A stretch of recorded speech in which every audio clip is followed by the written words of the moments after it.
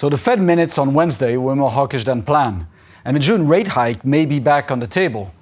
This has caught many analysts off guard and is having direct consequences on the markets. So let's first look at the euro on this Fingraph's weekly chart. 1 point per week and the perspective over the next few quarters. As you can see, we had a huge sell-off between 2014 and 2015, and since then the reaction up has been quite tamed, even deceiving. It hasn't been able to make it up to our corrective target between 117 and 124. And as we speak, the time allocated for this correction up is coming to an end. So we're entering a risk zone where we could resume the downtrend. The daily chart or the perspective over the next few months doesn't show this yet. It is still in an impulsive move up. Yet, price action is endangering this trend. As you can see, if you draw a trend line between these two lows here, you would get to a break point around 112. And we're pretty much on it today. If we do break decisively below it, we believe there's quite a sell-off to be awaited.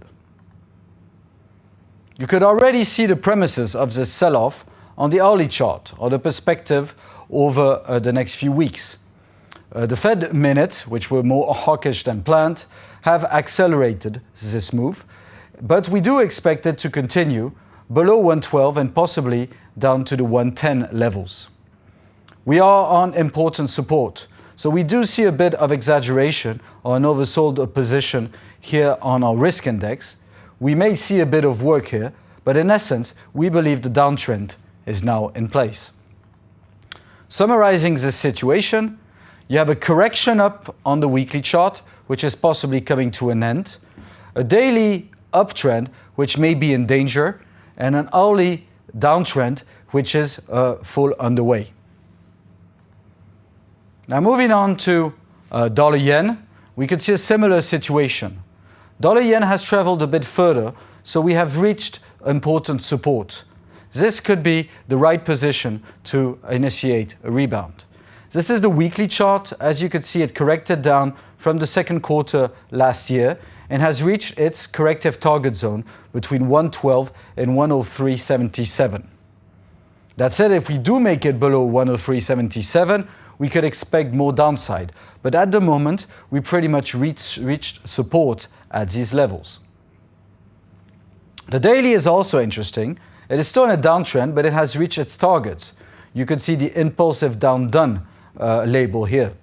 It is at stress, both envelopes are touching each other, and the risk index is in the oversold. This means that we are in a certain level of exaggeration. The reaction is coming through. Ideally, we would want it to make above the previous tops here, which were around 111.50, to confirm the reversal up. The hourly in this move is well underway. You could see that the price projections point to above 112, possibly to above 114 over the next few weeks. Now summarizing it, you're in a correction down on the weekly, entering a support zone. You're in an impulsive down on the daily, also in a support zone, and you have an hourly which is reinitiating its uptrend. Now moving on to equities. If you can see the S&P 500, since the second quarter last year, on this weekly chart, is still in a long-term correction. We've had quite a nice rebound this spring, but we could expect it to retrace some of it to possibly reach the corrective target zone again. The Fed being more hawkish may be fuel for this scenario, as it would bring some concerns about the sustainability of such rate hikes and create a retracement on these risk assets. This retracement is possibly what we're starting to see on this daily chart of the S&P 500. Again, it is still in a bull trend with quite aggressive targets, but we can see the price action is turning around. The oscillator is also turning around.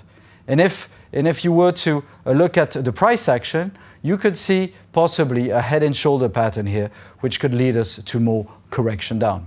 So we believe this move up has reached the end of its first leg up and is now into a retracement phase, which could last into the month of June. These targets are still possible, but could be reached at a later stage. Looking at the hourly, we're well underway in this correction. It doesn't seem to be over. There's another few weeks to go, and possibly we could move down to the low 2000s levels in first instance. As with the euro, there's a bit of exaggeration here, so you can see a bit of work, but we believe the downtrend is in place. Looking at the summary, we are at the moment in a bear, corrective bear on the weekly, a bull on the daily, and again, an impulsive bear on the hourly. We would label this a potential resume downtrend in what was a pullback period. Finally, looking at gold, gold is a bit stuck between a rock and a hard place. On one side, it is a defensive asset and has also benefited from the newborn rebound of commodities. On the other hand, it's dollar denominated.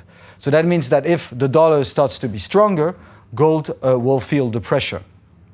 We're still in this correction up. We've pretty much reached the targets of it. There's still a bit more time to go. So we cannot say that this correction is over. We also cannot say that it's a new bull market because we would need to make it above these corrective targets around 1410 to confirm that.